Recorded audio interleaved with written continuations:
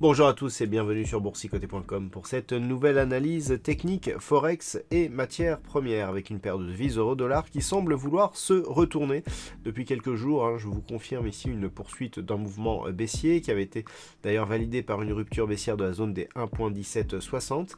Et puis on avait eu un retour ici sur cette phase technique assez intéressante puisqu'on avait retesté ici la zone des 1.1760 et la moyenne mobile 20 exponentielle.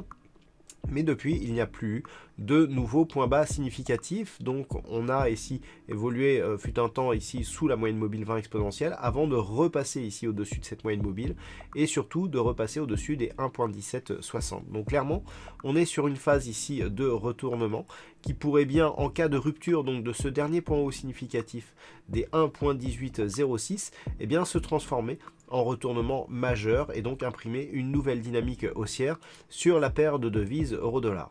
Au-delà des 1.1820, eh bien, on visera un possible retour ici sur cette zone intermédiaire des 1.1870. Sur le câble, c'est toujours la neutralisation avec une évolution qui se fait ici sous les 1.3850. Alors, on essaye ici de repasser sous les 1.3745, mais les mouvements sont très erratiques. On n'a vraiment pas de dynamique fiable ni dominante. Donc, on est toujours ici dans cette zone de range. Alors, je rappelle le contexte. On a vu ici donc ce point haut significatif au-delà des 1.42 et depuis, c'est devenu très hésitant.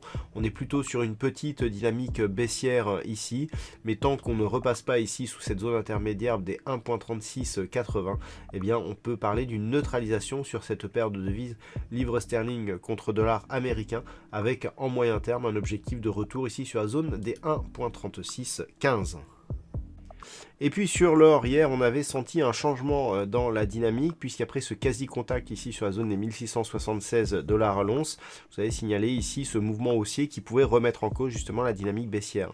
On en a eu la confirmation aujourd'hui, puisqu'on est bien resté ici au-dessus de la moyenne mobile 20 exponentielle, et on a cassé ici la résistance oblique et la zone des 1720 $ l'once. Donc il s'agit effectivement d'un signal de sortie de cette dynamique ici, donc cette tendance qui évolue ici depuis le début du mois de février, et donc il semblerait que cette résistance ici, qui faisait office de guide par rapport à la dynamique baissière, eh bien, soit en train de céder, ce qui nous donnerait ici un signal de retournement majeur.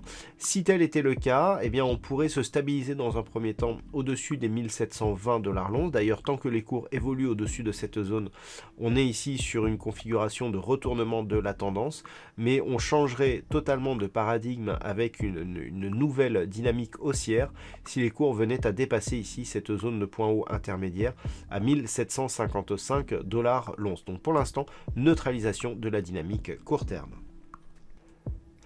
Et puis enfin sur le WTI, eh bien c'est toujours la neutralisation, là aussi avec des oscillations qui se font toujours entre 57,50 et 61,50 $ le baril. Donc on est toujours ici dans cette zone de range dans laquelle on est rentré ici au milieu de ce mois de mars. Et donc par rapport à un point de vue global, on constate bien ici donc la sortie de cette dynamique haussière, hausse de la volatilité ici et cassure du support oblique pour au final imprimer une dynamique totalement neutralisée. Donc on a ici une sortie de dynamique haussière, mais au profit d'une tendance qui est devenue neutre, et ce sera le cas tant que les cours oscilleront ici entre 57,50 et 61,50 $ le baril. Voilà donc ce que l'on peut dire sur cette analyse technique Forex et matières premières. Je vous souhaite une bonne soirée, un bon week-end pascal, et on se retrouve dès la semaine prochaine pour de nouvelles analyses techniques, toujours sur le site boursicoté.com.